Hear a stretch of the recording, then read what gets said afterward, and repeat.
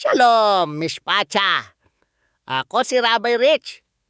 Ngayon, hihimayin natin ang isang napakahalagang bahagi ng sermon sa bundok mula sa Mateo, Kabanata 6, versikulo 2. Sinabi ni Yeshua, "Kaya nga, pagka ikaw ay naglilimos ng tsedaka, huwag kang magpapatunog ng trumpeta sa harap mo, na gaya ng ginagawa ng mga mapagpaimbabaw." Unawain natin ito mula sa pananaw ng Messianic Jewish. Ang salitang ginamit ni Yeshua rito ay tzedakah. Sa kulturang kanluranin, madalas nating isinasalin ito bilang limos o kawanggawa. Ngunit sa Hebreo, ang tzedakah ay nagmula sa salitang ugat na tzedek, na ang ibig sabihin ay katuwiran o katarungan. Ang pagbibigay sa mahihirap ay hindi isang voluntaryo o optional na mabuting gawa. Ito ay isang matuwid na obligasyon upang magdala ng balanse sa mundo ng Diyos. Ngunit tingnan ninyo ang babala ni Yeshua tungkol sa mga Perushim, ang mga Pariseo, at sa iba pa noong panahong iyon. Sinabi niya na nagpapatunog sila ng mga totoong trumpeta sa mga lansangan o sadyang naghuhulog ng mabibigat na barya sa mga hugis trumpetang lalagyan ng ikapu sa mga sinagoga para lang lumikha ng malakas na kalansing. Bakit?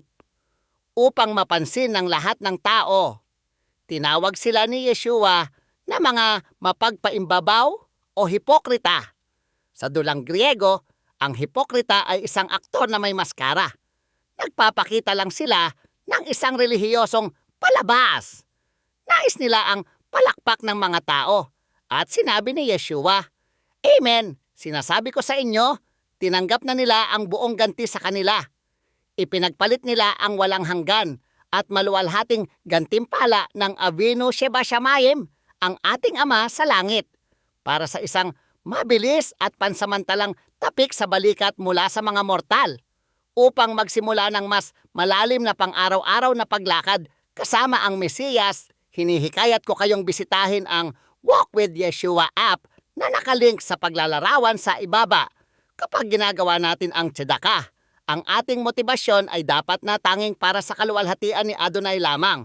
Sinabi pa ni Yeshua sa mga sumusunod na bersikulo na huwag ipaalam sa iyong kaliwang kamay ang ginagawa ng iyong kanang kamay. Dapat itong maging napakalihim, napakahalo sa iyong binagong pagkatao, na kahit ikaw mismo ay hindi nagmamalaki sa iyong sarili dahil dito. Dapat nating tanungin ang ating sarili ng may katapatan. Naglilingkod ba tayo dahil sa pagmamahal sa hari? O lihim nating binibilang ang mga likes, views, at mga papuri ng tao? Ang tunay na katuwiran ay naghahanap ng lihim ng ngiti ng Ama, hindi ng malakas na palakpak ng karamihan. Pagpalain ka nawa at ingatan ni Adonai. Punuin nawa niya ang iyong puso ng dalisay at walang maskarang katuwiran habang ikaw ay lumalakad sa iyong pananampalataya ng may katapatan at katotohanan. Samahan ninyo ako sa susunod na pagkakataon sa patuloy nating pag-aaral ng kalaliman ng kanyang salita ng magkakasama. Shalom!